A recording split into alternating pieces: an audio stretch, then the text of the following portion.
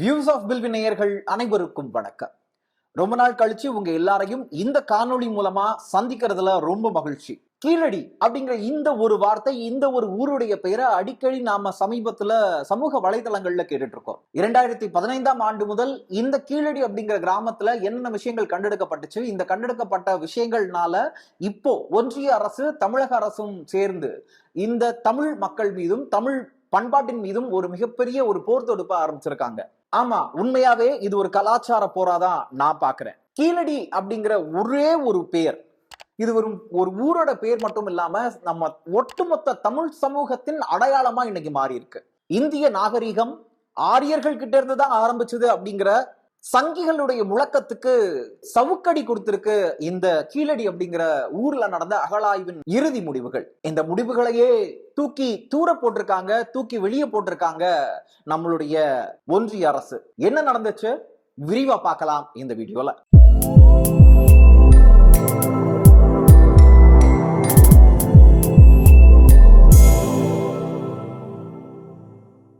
கீழடியில கிடைச்ச பல விஷயங்கள் நம் பழம்பெரும் தமிழ் குடிகளின் பாரம்பரியத்தை இந்த உலகத்துக்கு வெளிச்சம் போட்டு காட்டியிருக்குன்னு சொல்லலாம். அப்படி சொன்னா அது கண்டிப்பா மிகையாகாது. அது மட்டும் இல்லாம கீழடி ஒரு சாதாரண கிராமத்தின் பெயர் அப்படின்னு நினைக்கிற பல பேருக்கு இது எங்களுடைய இம்பார்ட்டன்களுடைய, எங்களுடைய மரபினுடைய, எங்களுடைய ஆணி வேர் அப்படிங்கிறத இந்த கீழடியில் நடத்தப்பட்ட அகழாய்வின் முடிவுகள் சொல்லிருக்கு. அந்த விஷயங்கள்ல என்னென்ன விஷயங்கள் நமக்கு தெரிய வந்திருக்கு அப்படின்னா, நம்மளுடைய முன்னோர்களுடைய வாழ்க்கை முறை எப்படி இருந்திருக்கு, அவங்க வாழ்ந்த நகரத்தின் தரம் எப்படி இருந்திருக்கு அப்படிங்கிற விஷயங்கள் எல்லாம் வெளிச்சம் போட்டு நம்ம எல்லாருக்கும் காட்டியிருக்கு இந்த நிஜமான ஒரு அற்புதமான ஜன்னல் தான் கீழடி. இப்படி நீ இவ்வளோ ஹைட் கொடுக்குறியே, அப்படி என்னதான் இருக்கு அப்படிங்கிறத தொடர்ந்து என் கூட இந்த வீடியோல பயணிச்சு பார்க்க நீங்க தயாரா இருக்கீங்கன்னா இந்த வீடியோவை அப்படியே ஸ்கிப் பண்ணாம பாருங்க.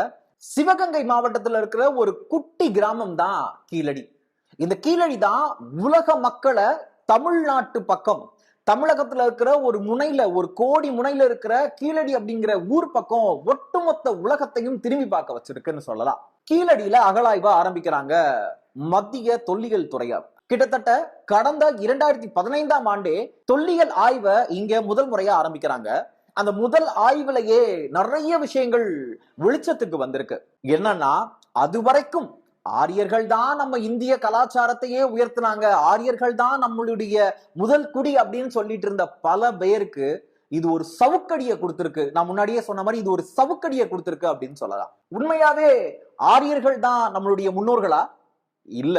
2500 ஆண்டுகளுக்கு முன்னாடி வாழ்ந்த தமிழ் குடிகள் தான் நம் தேசத்தின், நம் இந்த உலகத்தின் முதல் குடிகள்னு பல உலக நாடுகளை ஒத்துக்கிட்ட போதும் நம்மளுடைய இந்திய ஒன்றிய அரசு அதை அக்செப்ட் பண்ண ஏன் மறுக்கிறாங்க? அது அவங்களால ஜீரணிக்கவே முடியல. அதனாலதான் இதுக்கு அறிவியல் பூர்வமான தரவுகள் இல்ல அப்படின்னு சொல்லிட்டு நிராகரிக்கப்பட்டிருக்கு. ஏன் தமிழர்களும் தமிழ் கலாச்சாரமும் தமிழ் மொழியும் தொடர்ந்து நிராகரிக்கப்பட்டுட்டே இருக்கு அப்படிங்கிறத ஒரு விஷயத்துக்குள்ள போய் நாம தீர இறங்கி ஆராய்ச்சி பண்ணோம்னா என்ன தெரியுமா தெரிய வருது? இந்த ஆராய்ச்சி முடிவுகள் வெளியே வந்தா இவ்வளவு நாளா இவங்க சுத்தமான ஒரு நல்ல செக்குல வச்சு ஆட்டினாங்கல்ல ஒரு உருட்டு, அந்த உருட்டெல்லாம் பொய்ன்னு உலகத்துக்கே தெரிய வந்துடும். இவங்க மூடி மறைச்சாலும் நம்மள மாதிரியான தமிழ் ஆர்வலர்களா இருக்கட்டும் சரி, தமிழை நேசிக்கக்கூடிய தமிழ் மரபினரா இருக்கட்டும் சரி, தமிழ் மக்களா இருக்கட்டும் சரி, எல்லாருமே கொண்டு போய் சேர்ப்போங்கிறது இந்த ஒன்றிய அரசுக்கு தெரியாம போயிருச்சு போல. பாவம். அந்த முதல் கட்ட ஆய்வுல நிறைய விஷயங்கள் தெரிய வந்தது. இலகுவான தமிழ் எழுத்துக்களை 2500 ஆண்டுகளுக்கு முன்னாடி வாழ்ந்த தமிழர்கள் பயன்படுத்தி இருக்காங்க. குறிப்பா அவங்க பானைகளை, மண் பாண்டங்களை செஞ்சு அதை பயன்படுத்தி வந்திருக்காங்க.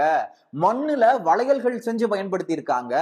அது மட்டும் இல்லாம முதுமக்கள் தாளிகள்னு அப்பவே 2500 ஆண்டுகளுக்கு முன்னாடியே கண்டுபிடிச்சிருக்காங்க அப்படிங்கிற பல விஷயங்கள் தெரிய வந்திருக்கு. இந்த மாதிரியான விஷயங்கள் வெளியே வந்தா நம்ம ஒன்றிய அரசு விடுமா என்ன? தமிழர்களையும் தமிழ்நாட்டையும் எப்பவுமே அடக்குமுறையில வச்சுக்கிறது மட்டும்தானே நம்மளுடைய ஒன்றிய அரசின் ஆகச்சிறந்த வேலையே. நீங்க எல்லாரும் கேட்கலாம், ஏன் ஒரு தொல்லியல் துறை நடத்தின அகழ்வாராய்ச்சியில கிடைச்ச பல விஷயங்கள் ஒரு சர்ச்சைக்குள்ளாகுது, ஏன் இது ஒரு டிபேட்டுக்குள்ளாகுது, ஏன் இத பத்தி அரசியல் மயப்படுத்துறாங்க அப்படிங்கிறத நீங்க கேட்கலாம். இந்த விஷயத்தை, இந்த காணொலியை நான் பதிவு பண்றதுக்கும் நிறைய விஷயங்கள் இருக்கு. ஏன் தெரியுமா? இந்திய வரலாற்றுல இதுவரைக்கும் நடத்தப்பட்ட தொல்லியல் ஆய்வுகள்லயே மிக தொன்மையான பொருட்கள் கிடைச்ச ஒரே ஒரு நிலப்பகுதி நம்மளுடைய கீழடி நிலப்பகுதி மட்டும்தான். கீழடி நிலப்பகுதிகளில் மட்டும்தான் 2500 ஆண்டுகளுக்கு முன்னாடி வாழ்ந்த மக்கள் பயன்படுத்திய பொருட்கள் கிடைக்கப்பட்டிருக்கு அப்படிங்கிறது ஆராய்ச்சியாளர்கள் பலரும் ஒத்துக்கிட்ட ஒரு விஷயம். இங்க இருக்கிற ஆராய்ச்சியாளர்கள், தொல்லியல் ஆய்வு பண்ண ஆராய்ச்சியாளரே இதை ஒத்துக்கிட்டு ஒரு அறிக்கையை கொடுத்ததுக்கு அப்புறமும் ஒன்றிய அரசு இல்ல உங்களுக்கு கரெக்டான ஒரு சயின்டிபிக் ஒரு ப்ரூவன் பண்றதுக்கான ஒரு ஹெல்த் இல்ல, ஒரு வெல்த் இல்ல அப்படிங்கிற மாதிரி சொல்றாங்க. அப்படி சொல்லிதான் நீங்க இதுக்கெல்லாம் தகுதியானவர்கள் இல்ல, உண்மையாவே இங்க தொன்மையா வாழ்ந்த மக்கள் ஆரிய மக்கள் மட்டும்தான் அப்படிங்கிற மாதிரி சொல்றாங்க. இங்க டிபேட் ஆரியர்கள் தொன்மையானவர்களா தமிழர்கள் தொன்மையானவர்களா அப்படிங்கிறது கிடையாது. இத டிபேட்டுக்குள்ளேயே கொண்டு வராம இத ப்ரூவ் 100%, 200% ப்ரூவ் பண்ணக்கூடிய ஒரு ப்ரூஃப் நம்ம கிட்ட இருக்கு அப்படிங்கறத இந்த கீழடி திரும்பவும் ஒரு பறையடிச்சு சொல்ற மாதிரி சொல்லியிருக்கு. இந்திய நாட்டுல எந்த ஒரு நிலப்பகுதியிலும் கிடைக்காத அளவுக்கு, ஏற்கனவே சொன்ன மாதிரி எங்கேயுமே கிடைக்காத அளவுக்கு பல பொருட்கள், தொன்மையான பொருட்கள் இங்க கிடைச்சிருக்குன்னு நான் சொல்லியிருந்தேன் இல்லையா? அதுல மிக தொன்மையான தட்டச்சுக்கள், நம் தமிழ் பழங்குடி மக்கள், நம் தொன்மையான மக்கள், அதுல மிக பழமையான காலத்தில் 2500 ஆண்டுகளுக்கு முன்பு வாழ்ந்த நம் தமிழ் குடி மக்கள் தட்டச்சு எழுத்துக்களை பயன்படுத்தி இருக்காங்க. அது மட்டும் இல்லாம அங்க கிடைச்ச ஒரு சில மண் பாண்டங்கள்ல, ஓலைச்சுவடிகள்ல எழுத்துக்கள் எப்படி இருந்திருக்கு தெரியுமா? 6 முதல் 7 வயது குழந்தைகள் எழுதக்கூடிய அளவுக்கு எழுதியிருக்கிற மாதிரியான ஒரு தட்டச்சுகள் கிடைச்சிருக்கு. அது மட்டும் இல்லாம இரும்பாலான ஆயுதங்கள் கிடைச்சிருக்கு, தங்க காசு கிடைச்சிருக்கு, குதிரையினுடைய எலும்பு கூடுகள் கிடைச்சிருக்கு, வணிகம் செஞ்சதுக்கான தடயங்கள் கிடைச்சிருக்கு, இரும்பு உருக்காலைகள் இருந்ததுக்கான தடயங்கள் கிடைச்சிருக்கு.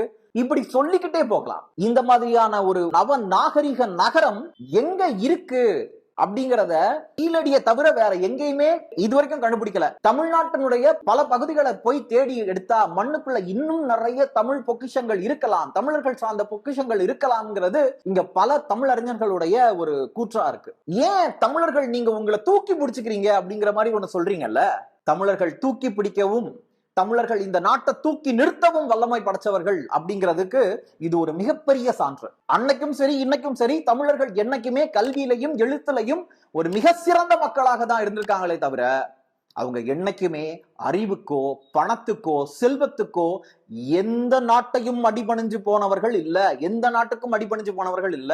தன்னை எதிர்த்து வந்த அனைத்து நாட்டவரையும் மண்டியிட செய்து அவர்களுடன் வணிகம் செய்த மக்கள் நம் தமிழ் மக்கள் அப்படிங்கிறத திரும்பவும் ஆணித்தரமா அடிச்சு சொல்லியிருக்கு இந்த கீழடி அகழாராய்ச்சி. இத நம்ம எல்லாரும் ஒத்துக்கிட்டு தான் ஆகணும். நம்ம ஒத்துக்கல, இத ஒன்றிய அரசுல இருக்கிற சங்கி அரசியல் கூட்டம் இருக்குல்ல, அந்த அரசியல் கூட்டம் ஒத்துக்கிட்டு தான் ஆகணும்.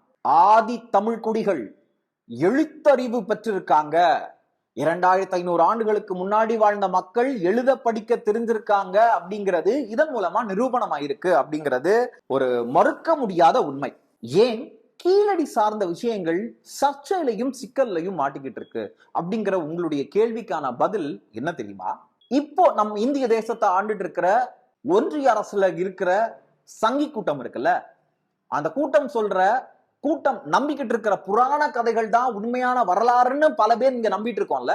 அது இல்ல, புராண கதைகள் மட்டும் இல்ல, நாங்க நிஜமாவே இந்த உலகத்தை கட்டியாண்ட தமிழர்கள் அப்படின்றத மார்த்தட்டி சொல்லக்கூடிய பெருமை மிக்க கீழடி கண்டுபிடிப்ப அப்படியே மண்ணோட மண்ணாக்கணுங்கிறது தான் அவங்களுடைய ஒரு விஷன் சொல்லலாம். அவங்க எல்லாத்தையும் மூடி மறைக்கணும்னு நினைக்கிறாங்க. தமிழர்கள் எப்பவுமே மூடி மறைக்கிறதுக்கும் சரி, இல்ல கட்டி இருக்கப்படுறதுக்கும் சரி, அதை அப்படியே ஓஞ்சி விட்டதும் இல்ல, ஒளிஞ்சு ஓடுனதும் இல்ல. எதிர்த்து நின்று அடிக்க எப்பவுமே துணிவோட நின்றுருக்காங்க.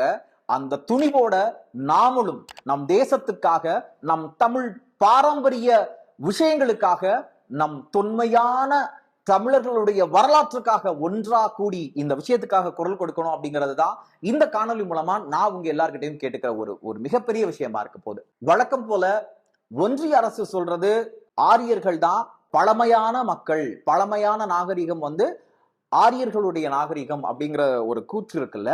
கீழடியில கண்டுபிடிச்சிருக்க விஷயத்தையும் ஆரியர்கள் அவங்களுடைய வரலாற்றையும் ஒப்பிட்டு பார்த்தா ஒரு குண்டுமணி அளவுக்கு கூட ரெண்டுமே ஒண்ணுக்கொண்ணு சமமானதா எப்பவுமே இருந்ததில்ல, இருக்க போறதும் இல்லை.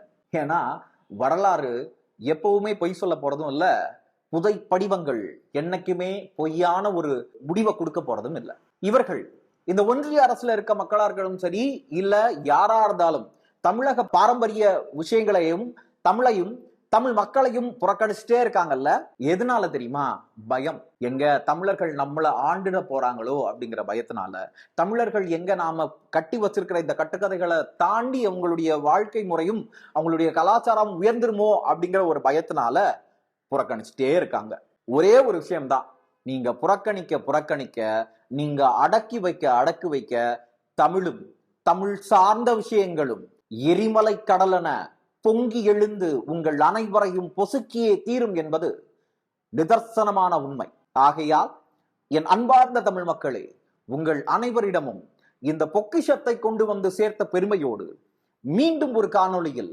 உங்கள் அனைவரையும் வந்து சந்திக்கிறேன். அதுவரை உங்களிடமிருந்து விடைபெறுவது நான் உங்கள் பில்வின் ரெக்ஸ் வின்சென்ட். நன்றி, வணக்கம்.